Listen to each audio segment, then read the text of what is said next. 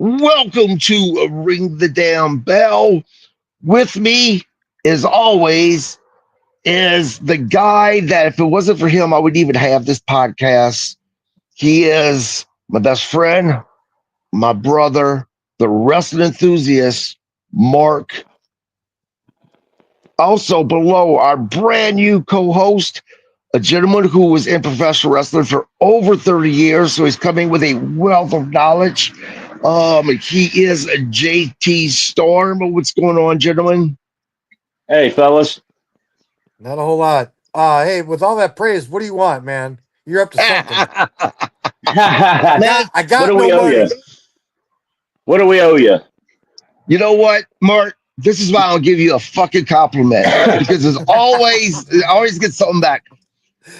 So, before we get into Dynamite, I have to leave for a brief 30 seconds.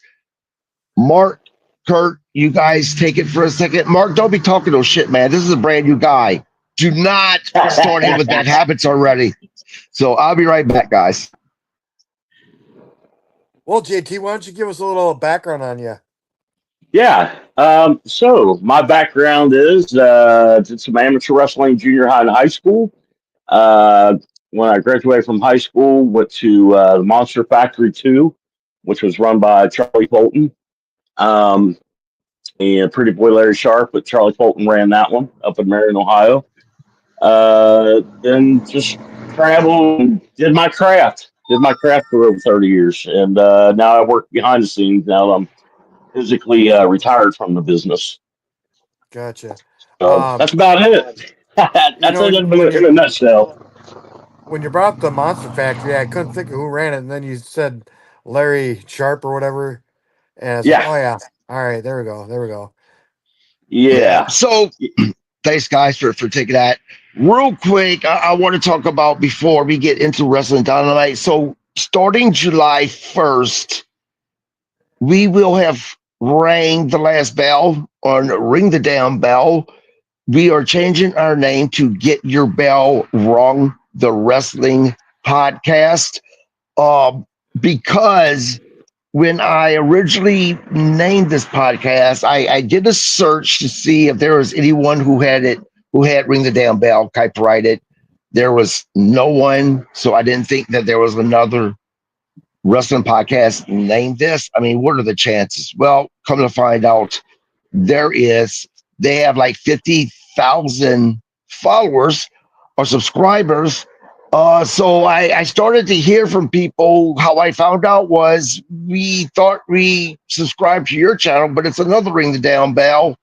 I went and found them. I'm like, holy shit. But I want to know if my people accidentally subscribe to their channel, how come their people want to subscribe to our channel? That's what I'm saying. Right. Yeah. So we don't need a whole 50,000, but a couple thousand would have been nice. Right. Hey, I got a question. I got a question for you, Landry. So, so I tagged you guys earlier today, and you guys got a Facebook page, right? Is it the one with 36,000 or? No. So my Facebook page, that's nothing but wrestling stuff, is the page for the podcast. Okay. I will take that little thing off then. Yep. So that's why I have to tell people, if you want to subscribe, it's RTDB. Speaking of, guys, don't forget to subscribe to the YouTube channel, and as well, you can find me on Facebook, KG Landry. My page is dedicated not to just promoting my podcast, but my page is devoted to professional wrestling in general, especially to the indie scene. So if you are a promotion, a owner of a professional wrestling company, a booker, a wrestler, or a podcaster, feel free to promote your stuff on my page. That's what it's for. I believe being in the wrestling community is all about helping each other out. That's what that what wrestling community is for me. So feel free to do all of that again. Post your stuff. You don't have to tag me because I have to approve what goes to my page. Tag me, and if it's something that I feel like it is positive to the wrestling community, it will absolutely be on my page. Let's get into Dynamite last night for myself. I think it started off with a bang, but it kind of ended. I wouldn't say it ended with a bang, and we'll get to that, Mark. All right, so we start with Adam Page to the ring. Shortly thereafter, Swerve comes to the ring, and they kind of rehash all their bad juju or whatever you want to call it. And then Will Ospreay comes to the ring, claiming that Adam Page has changed. He's not the same person he was 2 years ago or whatever. Adam Page is pretty adamant about not letting Swerve become a world champion again, and he looked pretty pissed off when he walked off. So this is my issue with this. Now, I thought it was good. I think that this was the best we've seen Hangman in a very long time. My issue was when Swerve came out. Now you remember Swerve is now pretty much saying, "I still hate you, you son of a bitch." But wasn't it less than a month ago that these two came across the hall? Hangman kind of apologized or went to apologize for burning down his childhood house. Swerve said, "Nope, I pretty much deserved it." And all of a sudden, it seemed like things were good between them. But now, all of a sudden, he has a problem with it all again. To me, this goes right back to, and WWE does it too, creative thinking that wrestling fans are stupid and we forget the things that we've seen previously. Mark, did you kind of get that, or was it, it doesn't matter, it's rehashing the Swerve? I kind of fall under they treat us like we forget everything because I have no recollection of them two passing and him apologizing and him saying no, I deserved it. All right, so I have no recollection of that. Yeah, it was in a hallway. Probably 3 or 4 weeks ago. This happened. It was towards the end of their show. Matter of fact, that's how they closed it. It's the episode that it almost looked like that there was a slight chance that Prince Nana was going to turn on Swerve because Swerve was just kind of treating him a little bit like shit. Well, see, that's the thing though, because if it's the last 3-4 minutes, my DVR cuts out, so I probably missed it. Man, you need to start going to YouTube and do the highlights of the ending of the show, man. Come on, man. Right. So now, so go real quick, Mark, before we go to Kurt. What did you think of this opening segment? I liked it, and you're right. Adam Page is probably the best we've seen him in a long time. I don't know what he was trying to accomplish the last 2 years, but it did absolutely nothing for his career, or AEW for that matter. I liked it, and I like that Will Ospreay came out and kind of stuck up for him, to be honest. Yeah, Kurt, I know this, or JT, I know that this was the first time in a while you watched AEW. Matter of fact, when I asked you to come on Thursday nights to do a review of AEW, you're like, "Oh man, you can make me watch AEW because you're such a big WWE fan." What did you think about this, even though it's the first time that you've watched this in a while? Well, for one, I knew it was a rib. So I'll get that out of the way. No, it was all right. Adam Page, I've always been a fan of his. He's got a new look now, it looks like. From the last time I saw him, he had the mullet, basically. Long hair, now it looks like it's shorter and stuff. Yeah, he looks weird. He looks weird with that shit. His hair is getting longer again, thankfully, because me and Mark both said when he first got his hair, man, it was just distracting just because how weird he looked. So yeah, his hair was cut short. And I picked that up, and then it's like I don't know, because I don't know the whole storyline behind it, But I mean, I kind of like what I saw, but I didn't like the whole. Who was the third guy that came in at the end between the two of them? Ospreay. Ospreay. I didn't like that going back and forth thing and stuff. Like, I mean, I get that they're probably going to get to a 3-way on them is probably what they're leading to and stuff, just from my No, so past let me experience. so JT, let me Yeah. catch you up. And actually you'll kind of be familiar with this as you were one of the first wrestlers for the Owen Hart Memorial. So this was the Owen Hart Memorial Cup, and whoever won that tournament became the number one competitor, basically the number one spot to have a title match. At AW's last pay-per-view, Will Ospreay and Hangman Adam Page had one hell of a match. Probably the best match Right. I've seen Hangman in a long time. He beat Will Ospreay, so now he is the number one contender for that world title. He being Hangman Adam Page. Now the backstory is that Swerve and Hangman has had a 2-year feud, basically. It was kind of settled in a lights out cage match that was extremely violent. I liked it a lot. And Hangman Adam Page had promised Swerve that he would never, ever be allowed to win that title, that he would stop it. The last time Hangman Swerve went to go for the title, be in a match with Moxley, there was a bunch of interference. And one of those people was Hangman, but he was actually there helping Swerve out. Swerve didn't take it that way. Here we are now. Here we are of why that promo happened last night. Okay. But hold on. In the process, Swerve had acquired his childhood home, and in the process of this feud, Adam Page burnt the house down. But let's remember he did so because Swerve broke in to Hangman's house and actually cut a promo in his child's bedroom. So they pulled an old Brian Pillman promo. Pretty Kind much. of. The difference is weirdly enough, the fans actually favored Swerve for breaking into Hangman Adam Page's house when Hangman was actually supposed to be his babyface at the time. Now, again, this was a couple of years ago, so it's been a really slow storyline, kind of continuing off and on between the two for 2 years.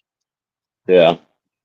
Well, that's kind of been my problem with AEW is because of the fact that they're known to be so slow on their storylines, and a lot of it's got to do with they started off way too big, talent roster wise, having such a big roster starting off. So people were already dropping like flies in the first year or two because they were, they had too many talents and there wasn't enough TV time. They're not like WWE. Part of the look, and I've always said this because I'm a professional fan, period, and so is Mark. And I think Mark would agree with me with this. We watch WWE because they are known for their storylines. We watch AEW because they put on really great matches in the ring. Now, when they first started, I disagree with you. They started with pretty much, with the exception of Moxley and Jericho, pretty much with homegrown talent that they were growing themselves. It was phenomenal. The problem is when Cody Rhodes left and went to WWE, that's when you've seen AEW start to go downhill because I think Cody Rhodes was the one that was kind of directing storylines. He has a brilliant mind. He comes from that family. Yeah. Right. AEW started to go down at that point. And also part of the problem is that when Tony Khan started signing all of these WWE guys, he instantly cut his homegrown talent that was there from day one, just went with the WWE guys all the time instead of doing it smartly. Mark, would you agree with that? Yeah, he should have had a better balance between new and old. Yeah. He really should have.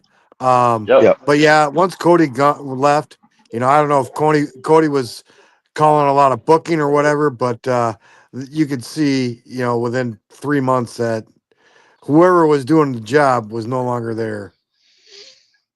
Yeah, and I think the Young Bucks, I know they're VPs. They're don't even get me started on the Young Bucks. Don't even get me started on them. The Young Bucks should really stay as talent in the ring and stay out of creative, because AEW was starting to get good again on Wednesday nights, and then when the Young Bucks came back, it started going to the shitter again. Now, last night I think was one of their better shows that they've had in a couple of months.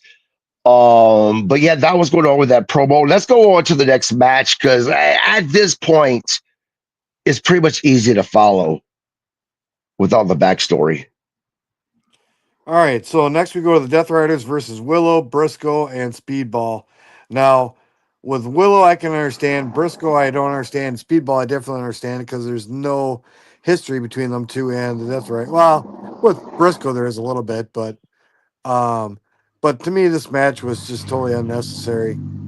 So, if you remember correctly on the pay per view, I think the reason why Briscoe was involved in this is because Briscoe came in during whatever that gimmick match was. That was, when they played the music for. He came in and got involved in that match. So I think that's why they put Briscoe in this match. But I do agree with you. This match was just, I mean, anytime Speedball's in it, it kind of lowers the value just because I cannot get invested into this guy whatsoever. And as good as he is, there's just something missing. And if he's in a match for me, I lose interest. Well, that and that Gabe kid, he just looks like Timo Moxley. Yeah, he does. Yeah. He does. And there hasn't been any explanation of why exactly he decided to come in and join the Death Riders. I'm assuming he's a member now. Yeah, he is. It was his independent name Nick Gage. I don't think that's Nick Cage. Nick You don't think that's Cage Nick Gage? No. I mean, I could be wrong. Bob got his teeth fixed, but Nick Cage was pretty much busted up permanently. Yeah. All right. So, what did you think about this match? Go ahead. The match itself wasn't bad, but I just, without and I've got the memory retention of Dead Chipmunk. So if Briscoe was involved on Sunday night, I have no recollection of that. So, so go ahead. I thought you were done. I'm sorry. Oh, well, no, okay. So I couldn't get invested in it. I guess since we started doing this podcast, I kind of watch wrestling a little bit different now. I don't just shut it off and enjoy the mindless soap opera that it is. I kind of nitpick it a little bit. And this is my nitpick because I just didn't see the logic behind it. And Speedball is a great talent, but yeah, I just can't get behind him. Yeah, and Kurt, before I let you go, a couple of things. One, I forgot to mention this. Guys, we will be smoking on this podcast for the sake of YouTube. Give the warning, we will be smoking. So if that offends you, then, please, you have the option of not watching us. It's funny that you mentioned that about the podcast, watching differently. Between doing this podcast now, and making the friends within the wrestling community that I've made, that I talk to personally, who talks about professional wrestling and some of the things that most people wouldn't talk about, and me hearing it has made me watch wrestling different now, and I hate it. I hate that I've been able to peek behind the curtain more than I ever wanted to, because I'm a fan of professional wrestling, and I like to stay blissfully ignorant sometimes. Yes, I like to say blissfully ignorant when it comes to wrestling. Kurt, what did you think, even though you just started, this was your first time watching AEW in a while, what did you think about this match as far as the performance? Wasn't a big fan. I probably would give it like maybe a 6 out of 10. Explain. I'm just really picky. Like I just see that, like I see things that fans don't see usually. Even the smart fans. When you've been in the business, when you've been in the business for as long as some of us have, like you see things that fans don't see, or that the average person doesn't see, and so I can nitpick every match, you know. And there's some that are like, you know, encore matches that I can't nitpick on anything. But like, I'm just going to be honest up front. And this is what I love because maybe somebody will debate me or something. I just was not impressed with the show at all. And now I see why I stopped watching it. I'm just not. It's like you said, WWE has the storylines. You go to WWE for the storylines, and then you go for the work for AEW. Me, I'm all about, you know, the storylines and everything. And yeah, I like to see good matches, but I want to be fully invested in their match. I want to know what happened, why it's happening. You know, I want the full storyline, you know, and when they drag stuff out or they start a storyline, then all of a sudden they nip it in the butt, like it just turns me off. And that's basically what's turned me off about AEW because they continuously do that. I go to give them a chance and then boom, you know. I Yeah, just don't want to watch it just to watch them wrestle, you know. right, right. And I apologize. I keep on calling you by your shoot name, your real name. Oh, it's I okay. remember It's okay. JJT. And you know, It's all right. I kind of understand what you're saying because Bob Cook, as you know, back in his day, he was given the moniker of having the best punch in professional wrestling. And now that he's been on the show long enough that he nitpicks the punches, now I'm starting to look at that. Whereas Yeah. before, I was just ignorant to that fact. I was just like Mhm. rooting on type of a thing. And so, you know, I understand that you look at wrestling when you're watching matches much different than what Mark and I watch. And the best way I explain it, So the best way I explain it to, so when I'm mentoring these kids, this new generation, right? When they sit down and they pick my brain when I'm watching the show, I always sit in the back, you know, behind the fans, against the wall and stuff, and I'll watch the matches and stuff, and these kids will pick my brain, and they'll be like, you know, like you're really quiet, you're not really into it, like what's going on in your brain? And I'm like I'm analyzing everything, and they're like, well, what do you mean? So maybe you'll understand better, or the fans will better understand from this point going forward with me on any of these shows or episodes. Is I look at things like this. Every time I watch a match, I look at whether it's indie or big shows. I look at this. I look from a promoter's point of view. I look at a worker's point of view, and then a fan's point of view. And that's how I was always when I worked behind the scenes and was in charge of talent relations on who I was going to keep around or not keep around, who I was going to push or not, is because I look at it from every aspect. And, you know, the promoting side, I only know about just because of my mentor, who was, you know, a great promoter and stuff like Bob Cook. And, you know, so that's why I'm able to look at things from a promoter's view, even. And then I've always been a fan, you know. right, right. So that's how I look at So stuff. right. So Mark, let's get to the next match, my man. Hold on. First of all, Yep. the problem with AEW is they put on such great pay per views. I haven't seen anything that's probably below a B, to be honest. Yep. If Yeah. they just took 20% of the energy that they put towards pay per views and put it in their weekly show, I tell you what, they'd be unstoppable. Yeah. Bingo. I Bingo. agree. Their But pay per I views. agree on that.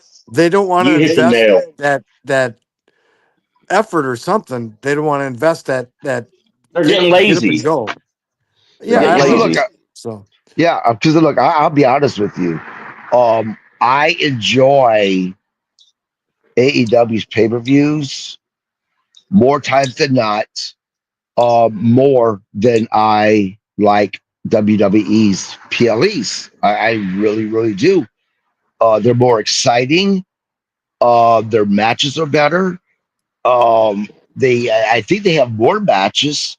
So, and I feel like even their entrance, as stupid as it sounds, their entrances are under 5 minutes versus WWE's. I swear to you, the next match will start. The entrance starts happening. Mark and I will come outside, smoke a cigarette, go back inside, and the And they're second still doing guy is it. the second guy is just getting to the ring. yeah, no, Right. yeah. You can on WWE on SmackDown. You can fast forward the entrance and commercials, Yeah. and I swear to God, it's a 2 hour show easily. Yes. Yep. You know, and Yep. I understand the fillers of it. But come on, Right. AEW's got 30 seconds to a minute. Adam Cole's probably got the longest entrance. He does. Baby. Yeah, Yep. I forgot Yep. Baby. So Yep. I call anyways, my wife. I call my wife that because of him doing that. Ever since he started doing that, my wife used to crack up, so I started calling her baby. hold on. I want to touch up. I want to touch on something with this Death Riders match. When Moxley got his finishing hold on Briscoe, Shiver put on her Yep. submission mode to Willow, called the Mother's Milk. What the hell? I've never heard that. And it looked like she was just smothering her in her lack of chest. Yeah. Yep. Right. Also, I also want to mention that Excalibur last night on commentary, whenever they were talking about the matches that was going to be on Collision, he accidentally said tonight on Collision, which tells you that they were taping Collision tonight, which Yeah. everyone knows, but it was definitely a slip up. That was a slip Yeah, I up was on gonna his say part. they usually do double. They usually do double shows or double Yeah. tapings and stuff. Well, and before we go to the next match, I have a question for both of you.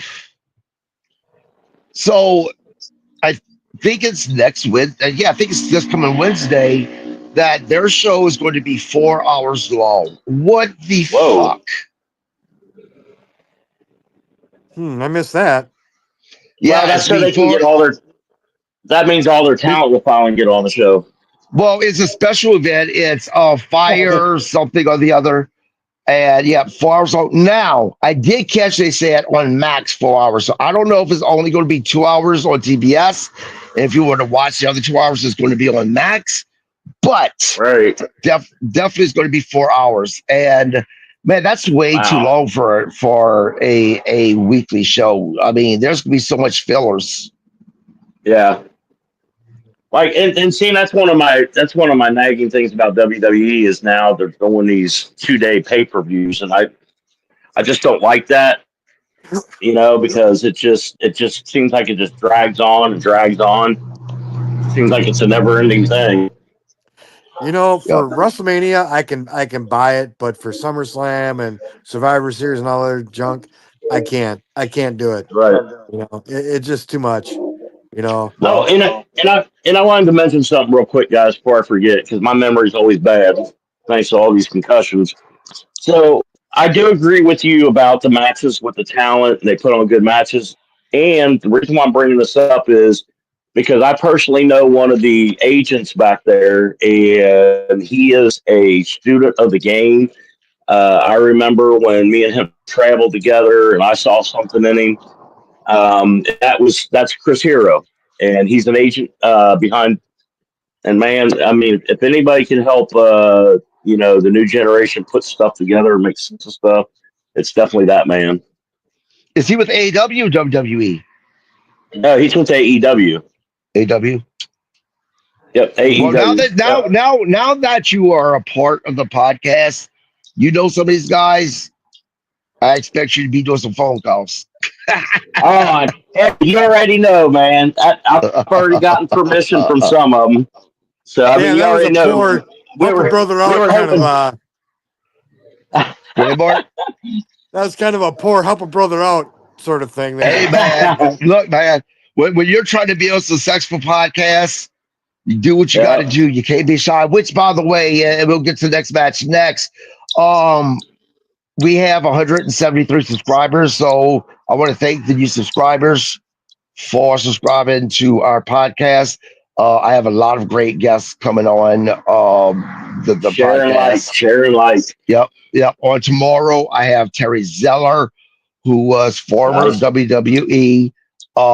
He wrestled with the likes of The Undertaker and many other guys. He's best known for his It was a very, very short storyline, but he was mocking Lex Luger by looking in the mirror.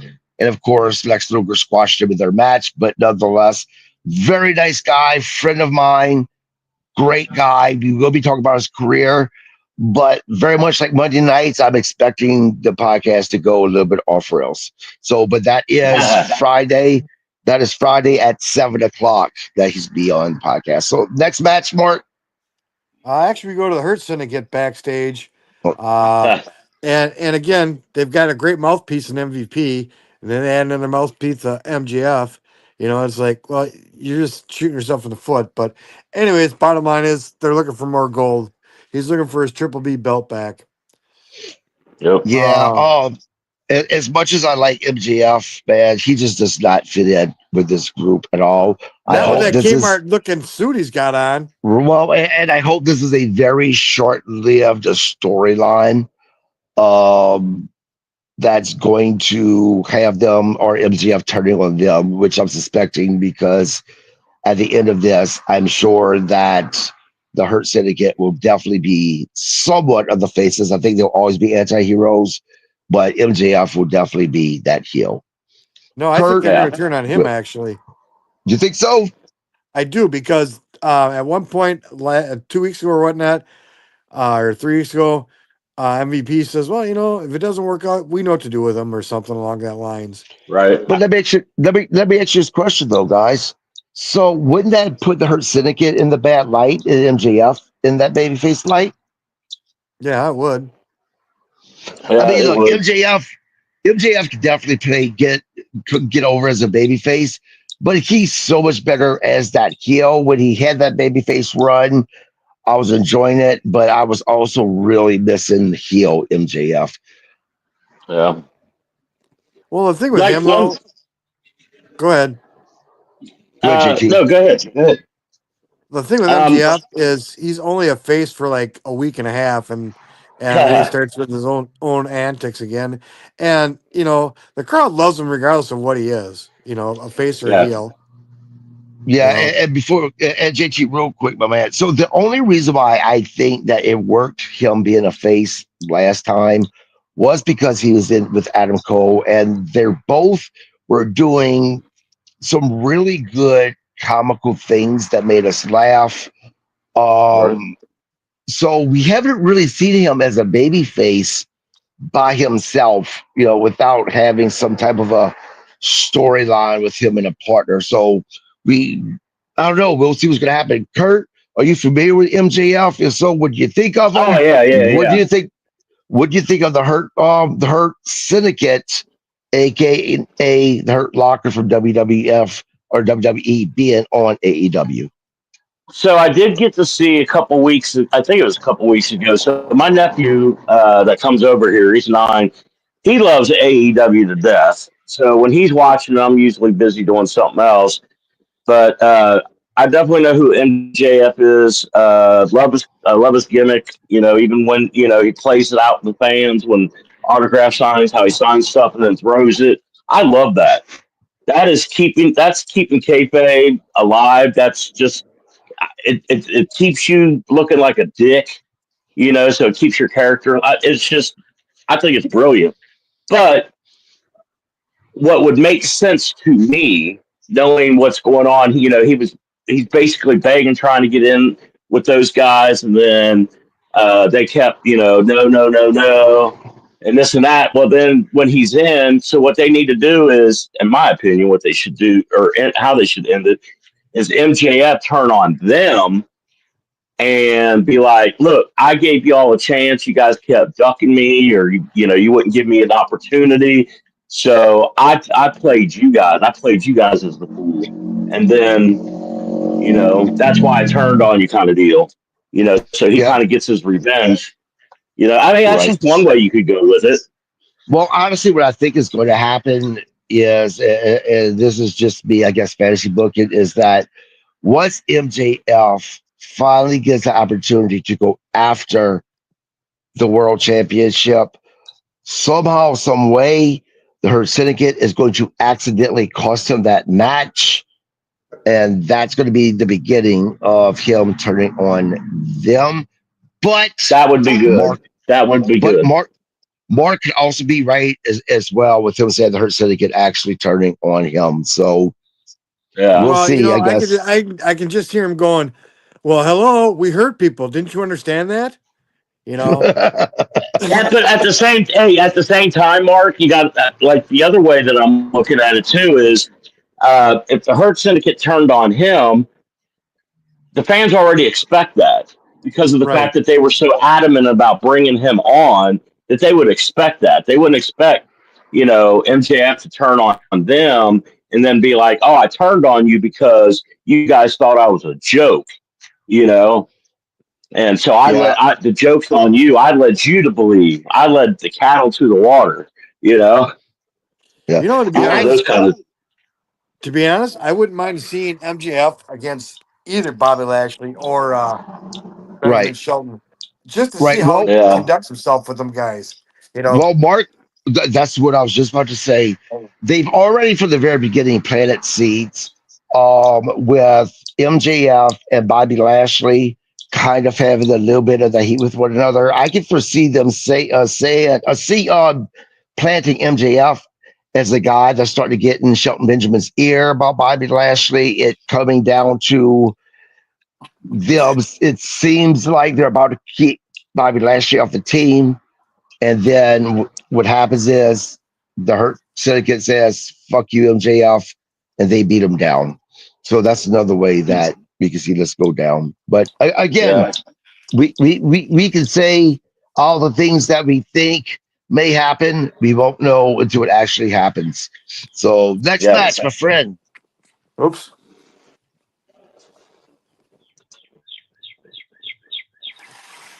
Mark, you there? Yeah, I froze. Sorry. There you go. I was in a dead spot. Sorry. Yeah. All right. So next we go to Ricochet. Ricochet needs a group, so he's going to comprise. You break it up. Say that again. We go to Ricochet. He needs a group, so he's going to create a group, I guess, or find a group for himself. Yeah, man, why? See, this is something that I don't like about AEW. Why does everybody at AEW have to have some A type of a faction. faction? I Just to mean, get Thank people more you. exposure. That's all. I get that, but you know what? You got to get creative because it gets old with all these factions and it takes away from the other factions with having so many factions. One or Yep. two is fine. Have your tag teams, and the rest of your single wrestlers. Yeah. It's No, just and all the about other getting problem people. is they have including WWE. The other problem that I have with AEW is, and I had the same problem with WWE. Too many titles. There are too many titles.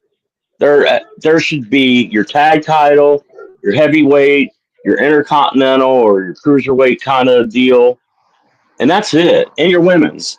You shouldn't have we got to have a TBS belt. We have to have a trios belt. We have to have a tag team. We have to have two world championships. We have to. It's confusing for Yeah. the Yeah. young fans, Well, not us, but for the young fans it is. Well, right, and this is the thing. So a couple of things. The first one, Mark, is it me, or does it look like there's a possibility of them merging Cena's belt and Uso's belt together? I think it's a possibility, but I think it'd be stupid because they'll end up creating another belt again.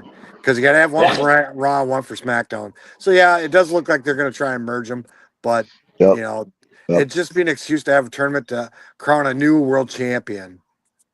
right. And the second thing is, as far as the trios titles, I personally like it because it's a throwback to the The era that Freebirds. all three The of six us man grew up tag. in. Absolutely. Yep. So I don't mind that. The problem is there's not a whole lot of trio teams, and they just seem to throw people together. Which we'll get to the match where the titles were on the lines, which I have a few things to say about that. But go ahead, Mark. All right. So next we go to Penelope Ford and Megan Bain. This was a brutal match. Oh my God, very hard hitting. Enjoyed it. Yeah. These women went, and Haley, man, or Harley, holy shit. That was not fake blood. A lot of times with the women, you'll see fake blood. I hate fake blood. I've always said it, JT. If you're going to have color, have fucking color because the fake shit looks ridiculous. She got her nose busted wide the fuck open. Yeah. No, I like the team of Anna And Jay and Harley. I do. I like Yeah. it a lot. And these guys are going TikTok happy, but I'm laughing at the shit they're doing. And this is the thing, too. And JT, I'll go to you next. Last night, what it really showed was it showed something in Harley that we've never seen before. And that's that next level of violence. Because she is always in that comedian role. Yeah, she has her singles, but matches, but it's usually is very technical. She's very talented in the ring, but I did not think that she had in her what we seen last night. I know everyone was looking at Bane because she looks like that monster. This is her type of match, but I think the standout was 100% Harley last night. JT, your thoughts on this match, man? I agree with you 100%. I enjoyed the match very much. So what I did was I went ahead and wanted to see who these girls were. So I looked online for them and stuff, and yeah, definitely got to see a side of her that I can see where you're saying you didn't get to see before and stuff. And that's what I like. I like seeing hard hitting aggression, but definitely hard hitting. The only exception to this match that I took exception to was when Penelope Ford went up to the top rope and tried to give a clothesline to Harley. Didn't even hit her. Didn't even come close. Right, Yeah. right. That was an oopsie. But JT, as a guy who was known for death matches, for hardcore matches, if you will, on a scale of 1 to 10, on a scale of 1 to 10, where would you put this match last night with the women as far as hard hitting, hardcore type match? Give it like an 8, like a strong 8. That's pretty good considering your background. So, bravo to the ladies. Yeah, they did a good job. And you got to remember, a lot of these women are there's still women in this business that are trying to prove themselves that they belong in the locker room with us, Right. and you got to respect that. That's why people like Ari Alexander, I mean, majority of her career, she's done nothing but wrestle men, and she can hang with them. She's, second generation, and she can hang and bang with the best of them. She's one little tough cookie, I'll tell you. Yes. All right, Mark. And that's why she's got it. Yeah. Yeah. All right, so next we go to the Ops versus the Frat House. I've never even heard of the Frat House before. This is what I was talking about. So they had one video package of these guys. Look, it was great to see Garrett back in AEW. And it was great to also see Preston Vance back in AEW. But why the fuck are you putting these two guys? I don't know much about the third guy, but these two guys, we know they can both go in the ring. They're very good. Why are you putting them in a team like this that's just going to get squashed time after time after time again? I wouldn't mind seeing Garrett and Vance in a tag team together as a two guys that are climbing up the ladder that could be a potential threat to the tag team champions. But instead, this is what the fuck they do, man. This had WCW like written all over it. Oh, God, yes. Main Street Posse. Yeah, that's what I was about to compare them to. Yep. Yep. Now, Kurt, are you familiar with Preston Vance and Garrett? No, not at all. So Garrett is second generation. His dad was is it Lee Garrett? Leaf Garrett, I believe. The singer? He's No. I can't remember the name because the Garrett's dad's name. He's in a wheelchair now. You there? Yeah, I'm here. You talking about Lee Garrett, the singer? No, we're talking about the wrestler. the pro Oh, wrestler who is in a okay, all wheelchair right, all right. Yeah, now. I remember Leaf Garrett now. Yeah. But yeah, I mean, but this Oh, guy Garrett, sorry. Garrett could go in the ring. He could absolutely go in the ring, and I don't know why Tony Khan is doing this type of stupid shit. It was the same thing whenever he was part of the tag team in AEW with uh shit, the Brian Pillman son, Jr. yeah, Pillman Jr. These two guys were good. And what did they do? They made them a basically enhanced talent. I don't know, man. Tony Khan it just he boggles my mind sometimes with Yeah, but this. you know what? Real quick, Yeah. you don't know if something's going to work until you throw it against the wall. You Yeah, know. but we've seen so many silly groups like this that I mean, right when I seen the video package of these guys last week, I was like, why? This is the Spirit Squad, all over again, except 2.0. worse. Except worse. 2.0. Yeah. Right, So right. All right. So next we go to a Jamie Hayter interview. Really didn't go too far because Tekla came out. I'm like, who the hell is Tekla? But they kind of explained it a little bit. so if you don't know who she is, actually, so Julia from WWE just came off of Netflix. She was a champion. That NXT, she was the champion. Oh She's yeah, yeah, now yeah, yeah, yeah, yeah, yeah. okay. So they were tag team partners at one time. She was supposedly going back to WWE to reunite with her. For whatever reason, she tried. She did AEW. I don't mind her coming into AEW. She is definitely a great talent. She looked great. The problem is there's a lot of fans who don't know who she is, and there was no video package. There was nothing. They just brought her in. Again, another fail on AW's part. Yeah, yeah. I had no clue who she was, and granted, I Exactly. don't follow the international Right. wrestling too much, but I do try to keep somewhat informed. But I had no clue who this girl was. Yep. Does she Yep. have a nice look? Yeah, she have a nice look. Did she move well in the ring for the limited time she was in the ring? Yeah, she did.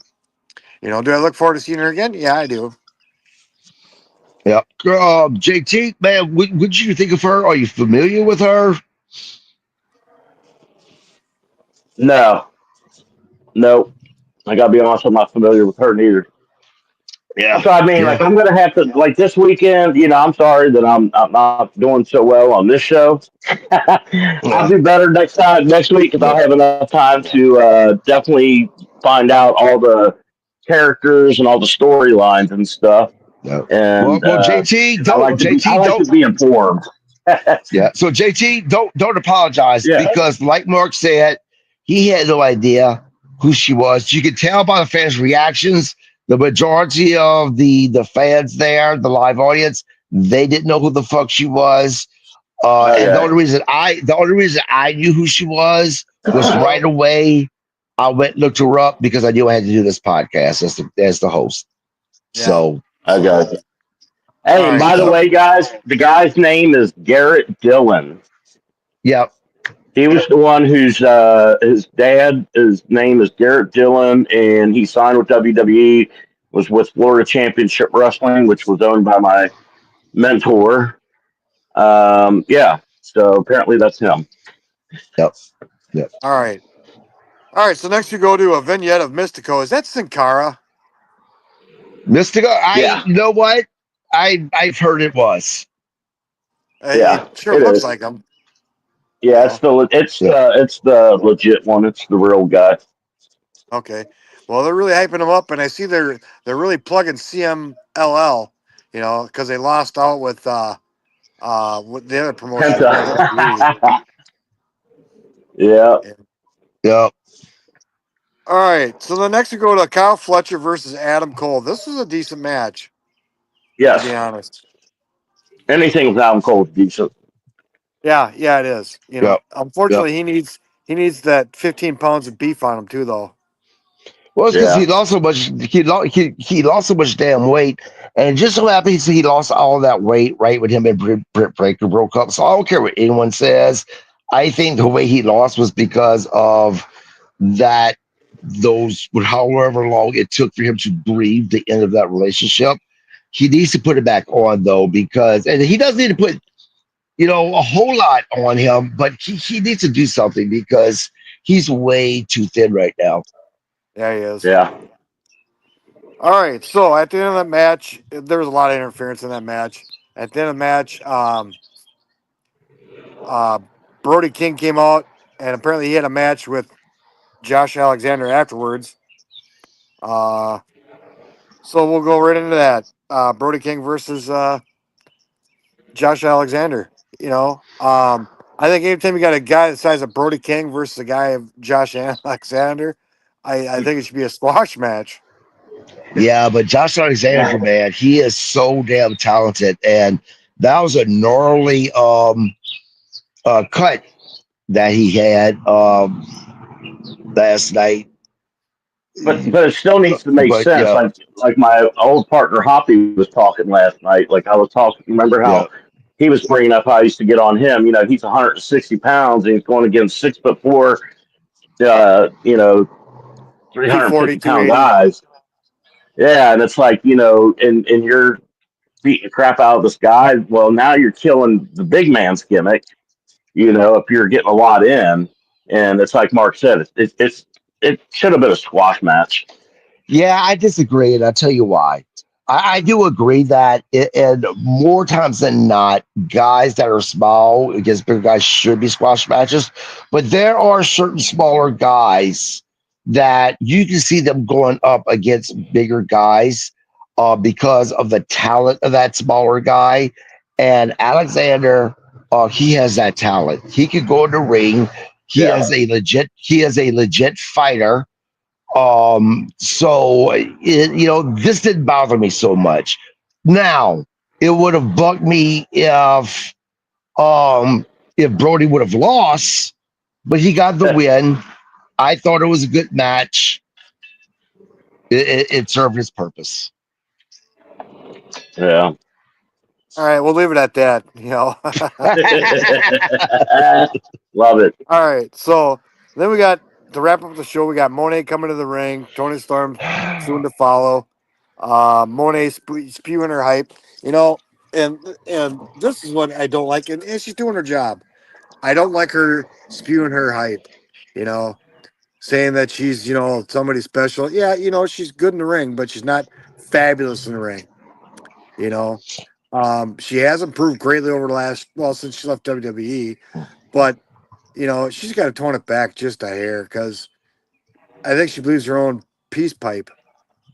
So this was my issue with this last night. I thought that it was lackluster. I love Tony Storm. I think that she's really good on the mic. But last night, She was flat. it didn't seem that way. And Monet, she was only okay as well. It's like that. It seems like you would think on paper. It seems like these two would gel well together. Mark dropped for some reason. But he'll come back in. But she didn't. Those two didn't gel as well as you thought that they would. So it came off flat. Hopefully, as this storyline continues, we will see them start to gel better together, and we'll have that really good promo between the both of them. What did you think about these? I really like Tony's. I really like her promos that she does with the classic thing, and the rich classic girl and stuff, like Hollywood star, and I really like that. Man, Monet really blew me away when I seen her because I haven't seen her since Japan, and I'm not knocking anybody for it, and I'm not body shaming, but she's definitely gained some weight since last time I've seen her. And what happens with that is that will slow you down, and you'll get sloppy. So I think maybe she let maybe the fame over in Japan get to her head and just let herself go, or Tony, just got sloppy, whatever. Tony, no, That's just Tony, you know, Tony Storm should still go in the ring, 100% still go. yeah, Mark, what I said about it was on paper, having those two cut the promo against one another, it looks Should have been like fire. gold. Yep, Should have been but fire. yeah. should have been, but they just didn't gel for whatever reason. It felt awkward. Tony Storm looked awkward. So did Monet. Hopefully, as the storyline keeps on going over the next month and a half until the next pay-per-view on July 14th, that they will start gelling better together and that we'll get at least one fire promo between those two. It's like they phoned it in Yeah. last night. Yeah. See, Yeah. and they really did. they don't do this like they used to do. Okay, so back in my days, and Bob, when he gets on next time, like he can attest to this. Okay, um, they did test runs before they would do stuff on TV. And that's to see if they do gel together. And to see it, and also mainly to see if the fans are going to buy into it or not. But a lot of the reason, majority of the reason, is because of the fact to see if they gel. Because if you're getting ready to push a big feud between, your champion and then this other big name, you want to make sure they gel in the ring before you start that storyline. Because the first time they go in there and work with each other before they have their big blow off, fans are going to be like, "Oh my God, that was horrible," And then there you go. Then you tarnish that you put a black eye on the storyline, because you rushed it rather than feeling it out first. But I don't Yeah, know if but they do that nowadays, but it don't well, seem like it. this is the problem, JT. AEW specifically, they don't have house shows anymore, and usually they tested these things at house shows. I don't even think WWE has house shows anymore. I think they stopped them as well. So But they're but right. I've been to two recent shows. I was recently at AEW show last time they were here in Cincinnati, and they're like the old times. They had dark matches that weren't on TV. That's to get the Right. card fired up. And then there's a couple matches that I saw, that were again like Claudio was in a dark match, and you got to see they gel together. That's your time to do it. Is times like that. If you're not doing house shows, there's always beforehand when they're warming the crowd up for TV But and the, stuff. They always have at least 2 or 3 matches. right. You But know, here's the question, and Mark, as a fan, you can answer this as well. We go to a AEW show and we see Tony Storm and Monet come out to cut promos with one another to make sure that they gel. And if they do gel and then they call them back out for the taping of it, wouldn't that kind of have already sucked the air out of the fans because they've already seen it? Mark, Yeah, is that something that, yeah, so, JT, you think that, that would affect the fans and their original reaction to everything? and no, because I'm not saying bring them back out. What I'm saying is, so they did it behind the scenes. before you come up with this feud, right? So let's say they decide they're going to start this feud, and we'll say September, right? So in Okay. between now and September, this is when if you've got it planned beforehand, this is your time to find out if they're going to gel or not, and if you're going to continue with the storyline. That's what I meant by it, not just here, let's try them out first, and if it works good, then we'll bring them back out later in the show, and we'll do no. You just want to prepare for what's going to happen down the road to make sure they're even going to gel together. So, but this is the problem when it comes to trying to do this with Monet. If anyone's going to take that title off of Tony Storm, it's going to be Monet right now because of whatever pull that she has. So, regardless if they gelled or not, this has to happen because it is Monet, and that's part of the problem with the talent having any type of say so within their contract about them being able to hold titles and when it's going to take place or not. And I'm pretty sure through everything that I've heard through rumors and through interviews that I've listened to and watched, that Monet does have some type of a say so. Yep, creative control. All right, now yeah, she definitely has pool somewhere. Go ahead, Mark. Getting back, you're saying that AEW doesn't have house shows? They were just here like 2 months ago, not even. Not from what I've read, that they don't have house shows, and I haven't heard of any non-taped shows being done by AEW. And you're saying WWE doesn't have house shows either? That's a lot of income gone. I read probably a half a year ago, if not a year ago, that WWE has stopped doing house shows. Really? So yeah. What are they doing with all their talent? Get them 4 days off a week? I'm not sure. And again, they're doing other things. They're doing other things. They're doing like their. Again, these. Hold on, real quick, JT. This is just what I've read. This is just what I read. It may not be true, but I've not seen any advertisements for any house shows because normally they used to advertise for them. I apologize, JT. Go ahead. No, they they're not doing house shows, but they are. Like from what I've seen on the schedule, and I only know this because some of the kids that I mentor and stuff have been used behind the scenes and stuff as props and all that. And, they have had some house shows. They're just not doing them like they used to and stuff. Like they had a show up in Columbus, but it wasn't on TV. So it was a house show. And that was recently because they did a loop that one of my kids was on and stuff. And that was when they were in Michigan, Cleveland, Columbus, and then it was either Dayton or Cincinnati. I think it was Dayton. So in Vince McMahon days, I remember him saying the reason why he thought house shows were so important was that if you stop doing house shows, that leads to more injuries on your talent because now they're not in the ring as much as they used to. And their bodies, what did he say? Something to do with their bodies start they aren't accustomed to it. Yeah, it's not accustomed to a lot of stuff. And it causes you see more injuries, or the talent is injury prone when they're not in the ring as much as what they were with the house shows. I agree. From experience, that is 100% true. 100% true. And see, that's another thing.